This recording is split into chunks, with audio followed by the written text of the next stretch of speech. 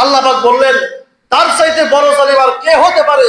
ওই যে ব্যক্তি আল্লাহ এবং আল্লাহ রাসূলের কথা, কোরআনের কথা, হাদিসের কথা গোপন করে, ওর চাইতে বড় জালিম কিয়ামতের দিন কেউ হতে পারে না। এই জন্য কোরআন হাদিসের কথা গোপন করা যাবে না। এই জন্য ভাই দোস্ত বুজুর্গ, এই মসজিদের মধ্যে কোনো দলাদলি না। এখানে সব শ্রেণীর মানুষ, গরিব, ধনী, মধ্যবর্তী, ফকির, মিসকিন, সব ধরনের মানুষ এই আল্লাহ পাকের ঘরে আসতে পারে। জামাত, বিএনপি, জাতীয় পার্টি, সব দলের মানুষ এখানে আসবে। আমরা দলাদলি করবো বাহিরে, আল্লাহর ঘরে কোনো দলাদলি নাই। এখানে একটাই মাত্র পরিচয়, আমরা আল্লাহর বান্দা, রাসূলের সৈনিক। কথা ঠিক কিনা? এখানে আমরা যারা আছি, এখানে আমরা সকলেই রাসূলের সৈনিক। কথা ঠিক কিনা?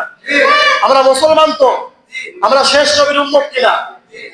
আমরা যদি শেষ নবীর উম্মত হই, তাহলে অবশ্যই আমরা এখানে যারা আছি প্রত্যেকটা মানুষই হলো রাসূলের সৈনিক। কথা ঠিক কিনা? আর এই মসজিদে কোনো রাসূলের সৈনিক যারা মসজিদের মধ্যে দলাদলি করবে না তারা। এই জন্য ভাই দোস্ত বুজুর্গণ, কালকে এই মসজিদের মাহফিলের আয়োজন করা হয়েছে। আমরা যারা আছি, বাহির থেকে মানুষ দান করতে আসবে না, দান কিন্তু আমাদেরই করতে হবে। কথা ঠিক কিনা? ঘা যেহেতু আমার গায়ে, মলম আমারই লাগাতে হবে। কথা ঠিক কিনা? যেহেতু আমার মহল্লার মসজিদ, আমরা যদি উন্মুক্ত করে মন খুলে দান না করি, অন্য কেউ দান করবে? করবে? অন্য কেউ করবে না। এই জন্য আমাদেরকে এবছরে বুঝিয়ে দিতে হবে যে না, এখানে কোনো দলাদলি নাই।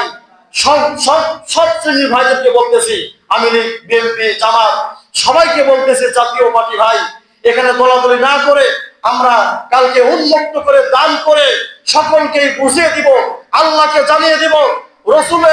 রসুলের কবরে 52 জন বিশিষ্ট ফেরেশতা সেট করা আছে। আমি কি করি না করি, রসুলের কানে সেটা পৌঁছায়। কথা ঠিক কিনা? আমরা রসুলকে জানিয়ে দিব, হে রসুল, আমরা তোমার সৈনিক, আমরা আপনার সৈনিক। আমরা কোনো দলাদলি বুঝি না।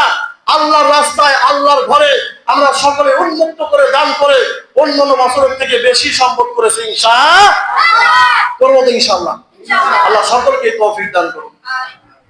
এবার আসুন, প্রথম নাম্বারে যে কথা বলেছি, আল্লাহ পাক বলেছেন ফাত্তাকুল্লাহ মাসতাতাতুম। ও দুনিয়ার মানুষ, আমার বান্দা, তুমি আমি আল্লাহকে ভয় করো, যথাযথ ভয় করো। এমনি এমনি ভয় করলে হবে না। আল্লাহ পাক রব্বুল আলামিনকে যে যথাযথ ভয় করে, ওই মুসলমানের দ্বারা, ওই বান্দার দ্বারা আল্লাহ পাকের বিধান কোনো সময় অমান্য হতে পারে না। ওই বান্দার দ্বারা কখনো হারাম কাজ হতে পারে না। ওই বান্দা কখনো হারাম দল সমর্থন করতে পারে না। ওই আল্লাহ পাকের দল, আল্লাহ পাক রব্বুল আলামিনকে যে যথাযথ বিশ্বাস করে, ভয় করে, ওই লোক কখনো জালেমকে স্বীকার করতে পারে না। এই জন্য আমাকে আল্লাহ পাককে মন থেকে বিশ্বাস করতে হবে। বুখারী শরীফের একটা হাদিস পড়েছি, আমরা মুসলমান হতে চাইলে শুধু লা ইলাহা ইল্লাল্লাহ বললে কিন্তু মুসলমান হওয়া যায়। মুসলমান হওয়া যায় না। আল্লাহ রাসূল সাল্লাল্লাহু আলাইহি সাল্লাম বলেছেন কি শোনেন, বুখারী শরীফের হাদিস। আল্লাহ রাসূল বলেন, ওয়ালা রাসূলুল্লাহ সাল্লাল্লাহু আলাইহি সাল্লাম আল ঈমানু বিমা জাআ বিহি মুহাম্মাদুন সাল্লাল্লাহু আলাইহি ওয়াসাল্লাম উলিমা যারুরাতান। আল্লাহু আকবার।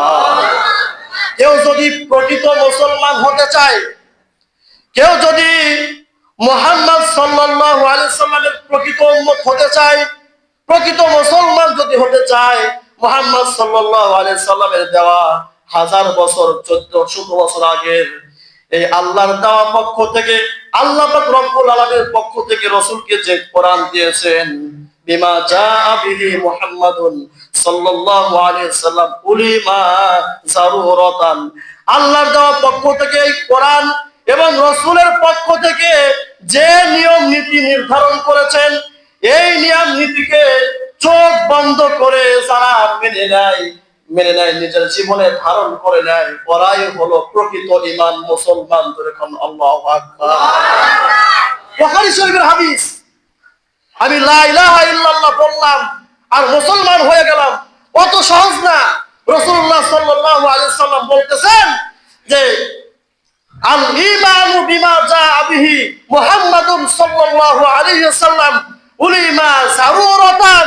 কেউ যদি প্রকৃত মুসলমান হতে চায়, আল্লাহ রাসূল সাল্লাল্লাহু আলাইহি ওয়াসাল্লামের পক্ষ থেকে যে কোরআন এবং নিয়ম নীতি নির্ধারণ করে দেওয়া হয়েছে, যারুরাতান, চোখ বন্ধ করে যে ব্যক্তি মেনে নেয়, যে উম্মত মেনে নেয়, সেই হলো প্রকৃত উম্মত মুসলমান। জোরে বলেন আল্লাহু আকবার।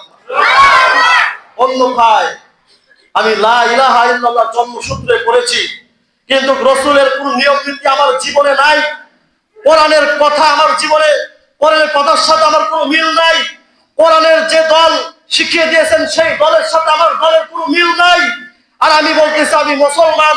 খোদার কসম, বুখারী শরীফের হাদিস প্রমাণ করে, কেউ যদি রাসূলের এই হাদিস এবং কোরআনকে বাদ দিয়ে অন্য দল, অন্য মত যদি কেউ স্বীকার করে, অন্য পথ অবলম্বন করে, কাল কিয়ামতের দিন দুনিয়াতে মুসলমানের খাতায় নাম থাকলেও কিয়ামতের ময়দানে তার মুসলমানের খাতায় নাম থাকবে না। কথা ঠিক কিনা? দুনিয়াতে মুসলমানের খাতা আপনার নাম থাকতে পারে, মোহাম্মদ ফকিরুল্লাহ, ওলিউল্লাহ, ফজরুল্লাহ থাকতে পারে, কিয়ামতের দিন আপনার খাতায় মুসলমানের খাতায় নাম থাকবে না। কথা ঠিক কিনা? এই জন্য আমাকে দুনিয়াতে পাঠিয়েছেন, আমাকে কোরআনের দল আমাকে অনুসরণ করতে হবে।